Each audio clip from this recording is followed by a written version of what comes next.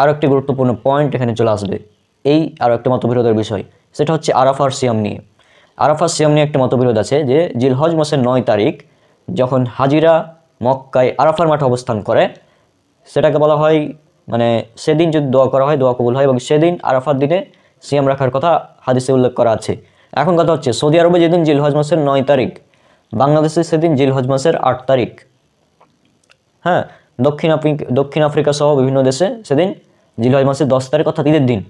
এখন এখানে একটি পয়েন্ট, আরাফাত সিয়াম সম্পর্কে হাদিস উল্লেখ করা আছে সহিহ মুসলিমে 1162 নম্বর হাদিস, আন্তর্জাতিক নাম্বার, এবং হাদিস একাডেমি নাম্বার হচ্ছে 2636 এবং 2637। এই হাদিসে রাসূল সাল্লাল্লাহু আলাইহি ওয়াসাল্লাম তিনি বলছেন যে আর আরাফা দিবসের সাওম সম্পর্কে আমি আল্লাহর কাছে আশাবাদী যে তাতে পূর্ববর্তী বছর ও পরবর্তী বছরের গুনাহের ক্ষতিপূরণ হয়ে যাবে। এখন আমার একটি এখানে পয়েন্ট, এটা হচ্ছে যে আরাফার দিন, এটা হচ্ছে জিলহজ মাসের 9 তারিখ। আরাফার দিন জিলহজ মাসের 9 তারিখ।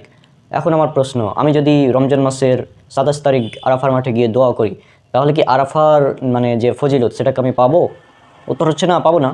কারণ কি, জিলহজ মাসের আচ্ছা আরাফার মানে জিলহজ মাসের 9 তারিখ এটা হচ্ছে খাস আরাফার জন্য, কারণ আরাফার জিলহজ মাসের 9 তারিখই গিয়ে দোয়া করে আপনি সেখানে ফজিলত পাওয়া যাবে।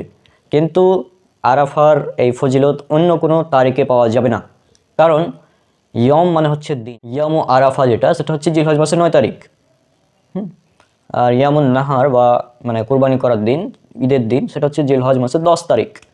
হ্যাঁ, তো এটা হচ্ছে মূল পয়েন্ট, যে আমি যদি জিলহজ মাসের 7 তারিখে গিয়ে আরাফার মাঠে দোয়া করি, আরাফার মাঠে যে ফজিলত সেটা আমি পাবো না। হ্যাঁ, আর হাদিস বলছে কি আরাফার দিনের সিয়াম পূর্ববর্তী ও পরবর্তী সমস্ত গুনাহ ক্ষমা করে দেওয়া হবে, হাদিসে বলা হচ্ছে আরাফার দিনের সিয়াম।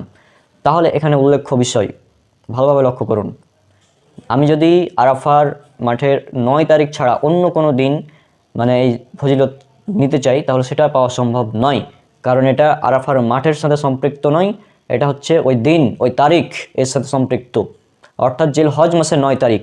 আর এই কারণে আমাদেরকে এই আরাফার সিয়ামটা রাখতে হবে জিলহজ মাসের 9 তারিখে। এছাড়া আপনি আরাফার মানে জিলহজ মাসের 1 থেকে টানা 9 দিন সিয়াম রাখতে পারেন, নো প্রবলেম, 1 থেকে টানা 9 দিন, এটা হাদিসে উল্লেখ করা আছে। সুনান নাসাই হাদিস নাম্বার 2374। ইবনু খালিদ রাদিয়াল্লাহু আনহু এর স্ত্রী থেকে বর্ণিত, তিনি বলছেন যে আমার কাছে নবী সাল্লাল্লাহু আলাইহি সাল্লামের সাহাবীগণের মধ্যে কোনো একজন বর্ণনা করেছেন যে নবী সাল্লাল্লাহু আলাইহি সাল্লাম আসরার দিন, জিলহজ মাসের 9 দিন এবং প্রত্যেক মাসের 3 দিন, মাসের প্রথম সোমবার ও 2 বৃহস্পতিবার সিয়াম পালন করতেন।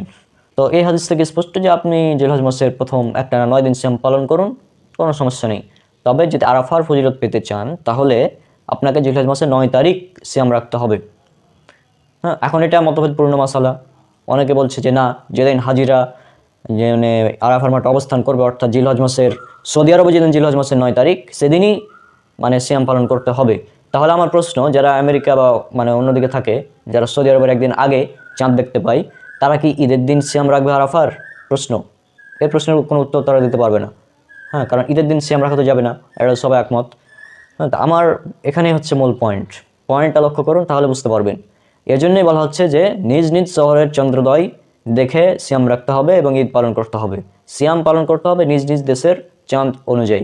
বাংলাদেশে যেদিন জিলহজ মাসের 8 তারিখ সেদিন সৌদি আরবে জিলহজ মাসের 9 তারিখ, সেদিন আমেরিকাতে জিলহজ মাসের 10 তারিখ।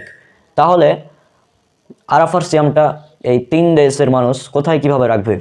এর একটাই সমাধান, জিলহজ মাসের 9 তারিখ হচ্ছে ইয়ামু আরাফা, অর্থাৎ আরাফার ফজিলত জিলহজ মাসের 9 তারিখ, এই তারিখের সাথে বিষয়টা সম্পৃক্ত।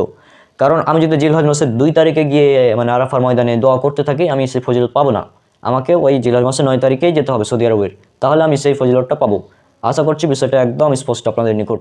সুতরাং বিজ্ঞান এবং কোরআন, হাদিস, সাহাবীদের ইজমা ইত্যাদি দ্বারা প্রমাণিত যে একই দেশে মানে একই দিনে সারা বিশ্বে ঈদ এবং সিয়াম উদযাপন করা যাবে না, এটা সম্ভব না, এটা পসিবল না। হ্যাঁ, নিজ নিজ দেশের চন্দ্রোদয়ের তারিখ অনুযায়ী সিয়াম পালন করতে হবে, নিজ নিজ দেশের মানে তারিখ অনুযায়ী নিজ নিজ দেশের সিয়াম পালন করতে হবে, নিজ নিজ দেশের চাঁদ অনুযায়ী সিয়াম পালন করতে হবে।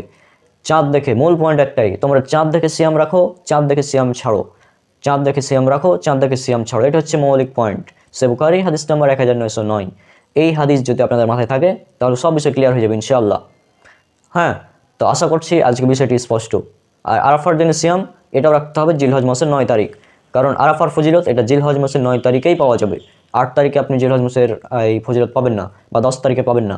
হ্যাঁ, আর সৌদি আরবে যেদিন হাজিরা মানে আরাফার মাঠে অবস্থান করে সেদিন আপনি বিষয়ে মানে সেদিন কোনো জায়গায় ঈদের দিন, সেটা হবে না। সুতরাং এই ফজিলত পেতে হলে আমাদের জিলহজ মাসের 9 তারিখে আরাফার সিয়ামটা রাখতে হবে। আর একইভাবে আমাদের রমজান মাসের রোজ মানে শাওম এবং ঈদ এগুলো পালন করতে হবে নিজ নিজ দেশের চাঁদ অনুযায়ী, নিজ দেশের চাঁদ অনুযায়ী। মূল কথা হচ্ছে এটাই। আর যারা বিপরীত ধর্মী মতামত দেয় তাদের মত, তাদের দলীয় অনুযায়ী কাজ করছে, সমস্যা নেই, ইজতিহাদি মাসালা করতেই পারে। তবে আমাদের নিকট যেটা বেশি যৌক্তিক এবং দালিল ভিত্তিক মনে হয় সেটা আমরা উল্লেখ করলাম। এখন আপনাদের ইচ্ছা, আপনারা কি করবেন।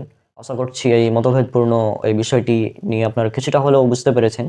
আর মতভেদপূর্ণ বিষয়গুলোকে আমরা আসলে এভাবে হ্যান্ডেল করি। হ্যাঁ, মানে যেগুলো বিষয় মতবিরোধপূর্ণ সেখানে যেটা বেশি মানে সেফ আমরা সেটাই করার চেষ্টা করি ইনশাল্লাহ। আর জিলহজ মাসের যে সিয়াম সেটা নিয়ে আশা করছি আপনারা বুঝতে পেরেছেন। 9 দিন যদি টানা সিয়াম রাখেন এটাই উত্তম। তবে যদি আরাফার ফজিলত পেতে চান তাহলে আরাফার দিন মানে আরাফার দিন যেদিন 9 জিলহজ সেদিন সিয়াম রাখতে হবে। আপনি 8 জিলহজ সিয়াম রাখছেন আর আরাফার ফজিলত মানে নেওয়ার চেষ্টা করছেন, এটা বেশি যৌক্তিক না। যৌক্তিক সেটাই যেটা ইয়ামু আরাফা, অর্থাৎ জিলহজ মাসের 9 তারিখ। হ্যাঁ, কারণ এটা স্থানের সাথে না, এটা ওই তারিখের সাথে সম্পৃক্ত। কারণ আমি জিলহজ মাসের 2 তারিখে গিয়ে আরাফার সে ফজিলত পাবো না, এটা হচ্ছে মূল কথা। তো আশা করছি আজকে বিষয়টি স্পষ্ট। আর যারা আমার বিরোধী মতে রয়েছে মানে এই ব্যাপারে কিন্তু সালাফদের মধ্যে ইখতিলাফ রয়েছে। অনেকে বলেছেন যে না, যেদিন আরাফার মাঠে হাজির অবস্থান করবে সেদিনই সিয়াম রাখতে হবে। তো হ্যাঁ, আপনারা রাখুন, সমস্যা নেই, নো প্রবলেম। হ্যাঁ, যেহেতু এটা ইখতিলাফি মশলা এবং ইজতিহাদি মশলা, তো এটা করা যায়, সমস্যা নেই। আমাদের কাছে যেটা সঠিক মনে হয় আমরা সেটা উল্লেখ করলাম।